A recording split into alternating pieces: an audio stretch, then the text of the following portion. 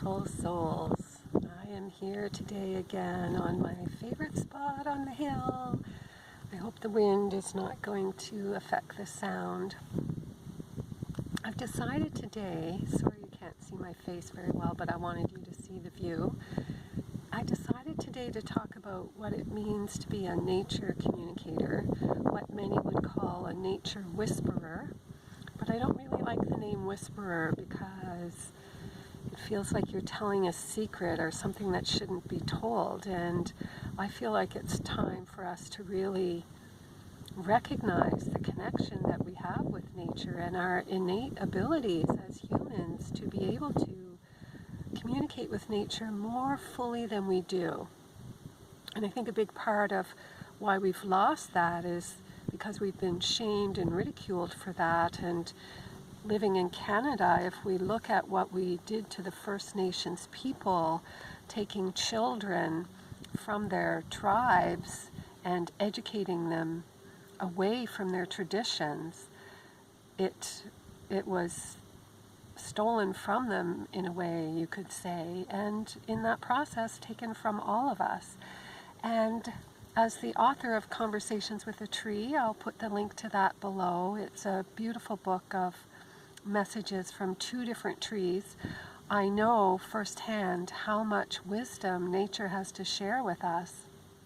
And I didn't know I had this ability to communicate so fully with nature until Conversations with a Tree came about. When the book was created, I was invited by this tree as I was sitting at her base to be a scribe for her, and that's what led to the book. And I'm going to share some pictures in this video because I decided to move more fully into my nature communication skills and bring that out as something that I'm offering in the world for people who want to have a better understanding of what it is, and people who may want me to connect with trees or plants that they have in their homes or in their yards, or that they feel connected to. And one example of this is a friend of mine has a corn plant, which is a plant with a tall stalk, and then the greenery is just at the top, and the leaves do look like stalks or leaves that you would see on corn stalks.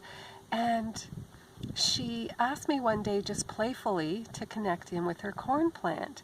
And she's a yoga teacher and a yoga trainer, and because of what's happening right now with people not being able to gather, she has started offering her yoga online. And she set up the living room in her home to do her videos, and this corn plant is up against the back wall in these videos. And when I connected with her plant, it was so happy. It told me it was so happy to be on these videos, to be connected to the computer, connected to being a part of that. It just was thrilled with this, which is the last thing I ever would have expected to hear from a plant. And it was delighted with her for having her as part of the room and part of the ambiance that she had created for her yoga classes. And after that, it was either the very next day or the day after that, she sent me pictures. This plant started to sprout this blossom that has been growing literally 2 inches a day. So now, not very many days later, it's 12 inches long, this beautiful long blossom that you can see why it's called a corn plant.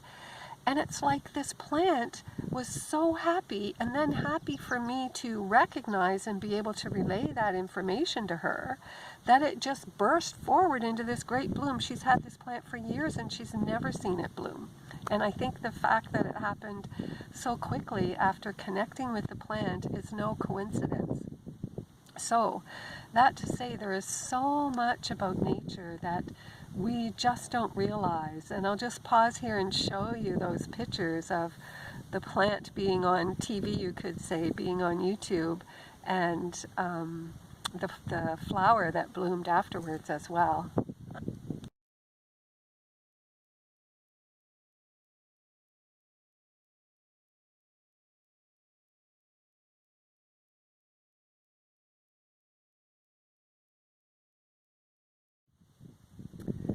I've also connected with forests.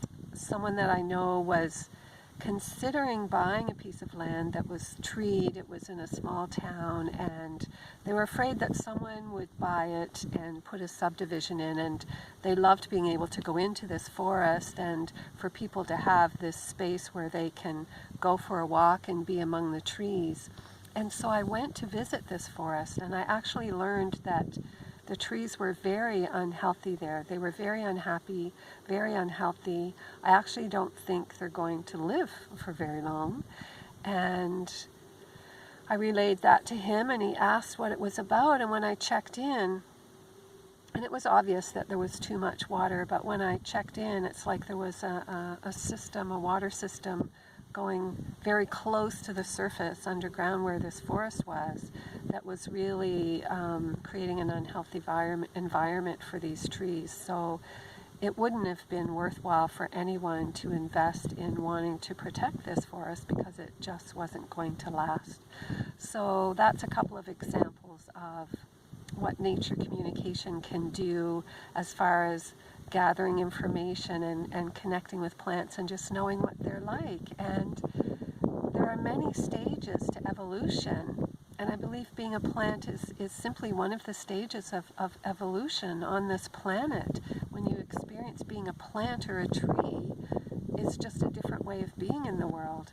And as we know, there are trees. We are blessed here on Vancouver Island to have some old growth forest, although it's very sad, the speed at which it's being cut down with no reverence for what it really means.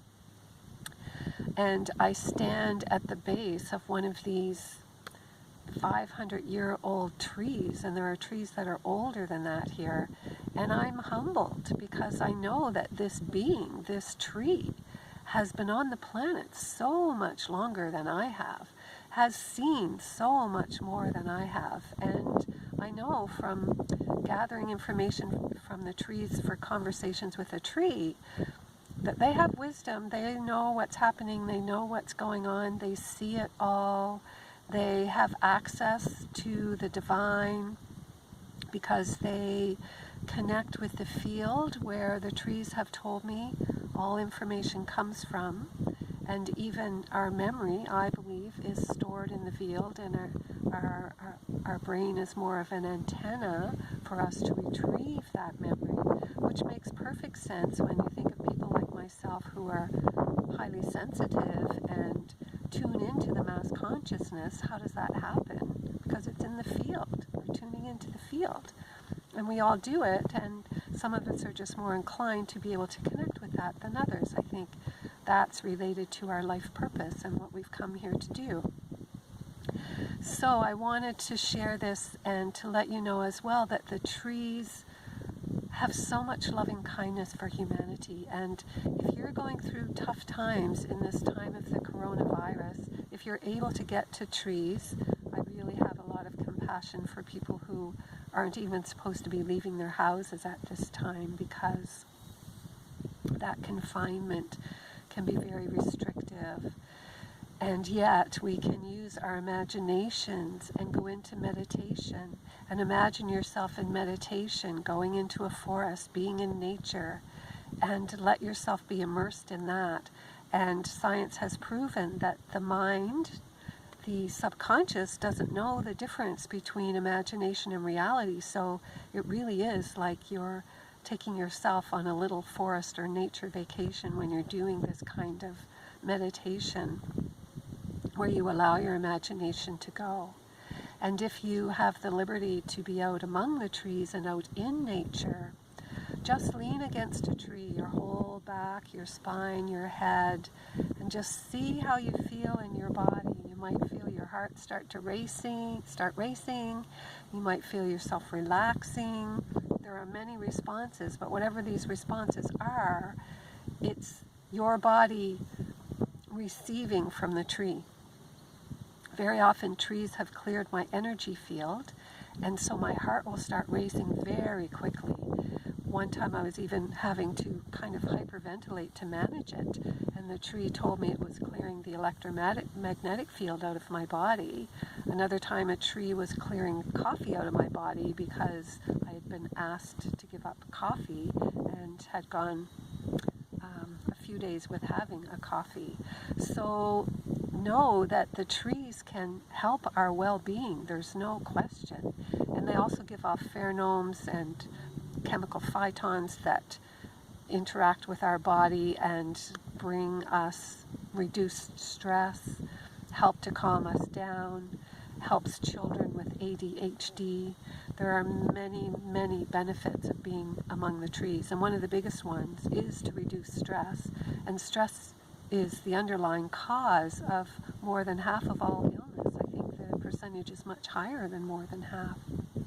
So being among the trees and having the benefit of just being able to relax into nature and get out of our minds, really, it has many, many benefits. So I will leave it there. I'm going to start putting a playlist on my channel for nature-related videos for people who really feel a connection with the trees. And often people say to me, you know, they have this deep connection, but they don't really feel comfortable expressing it, or don't hear many people talking about the deeper sense of what our connection to nature is. And so my intent is to share more of this so that it becomes part of the norm for us to open up to nature, because I know in the process of this COVID-19 pandemic and all that we are going through,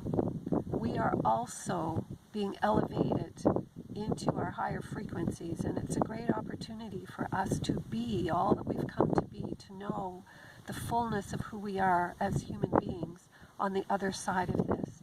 And so it feels to me like the perfect time to really move from being a nature whisperer to a nature communicator and bringing it out into the world.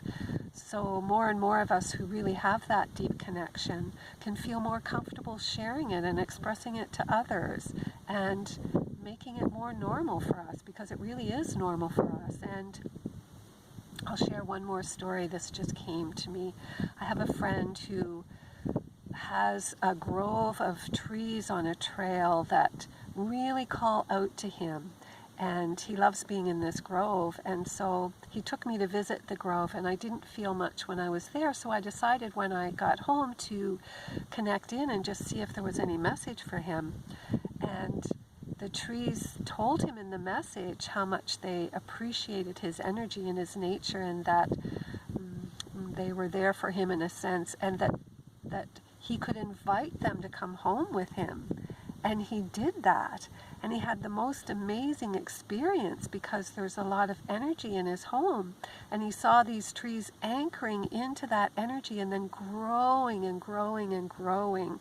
And when he shared that story with me, I was just so thrilled. It felt so true and so real, and so much a part of the new potential that we are moving into, that we can have. These experiences seem like they're in your imagination, but believe me, they're very real if we let them be. And this kind of experience is not for everyone. This is how far out there it can be, you could say. But you don't have to dismiss everything I've said if that feels like too much for you, because we are just at the beginning of things that are opening up, and it's time for us to expand our minds into the greater potential of who we are, and to return to the deeper connection that we have for nature, because that's going to restore our health. I wrote a poem many, many years ago, I believe it was the early 2000s, saying that our disease is a reflection of our ill intent toward the earth. And we are certainly seeing the magnitude of that now. And so our way to return our own health is to connect with nature once again and honor her in the way that she deserves, and take responsibility to become the caregivers of this sacred, blessed planet that we live on. with that, I'll leave it. Thank you for joining me. So much love to you all. I'm deeply grateful to all who are present for my videos, and I thank you for sharing and commenting. And if there's anything that you would like to know in particular about plants, please let me know in a comment, and I will tune in and see what I get and share it in another video. Okay, so much love to you all.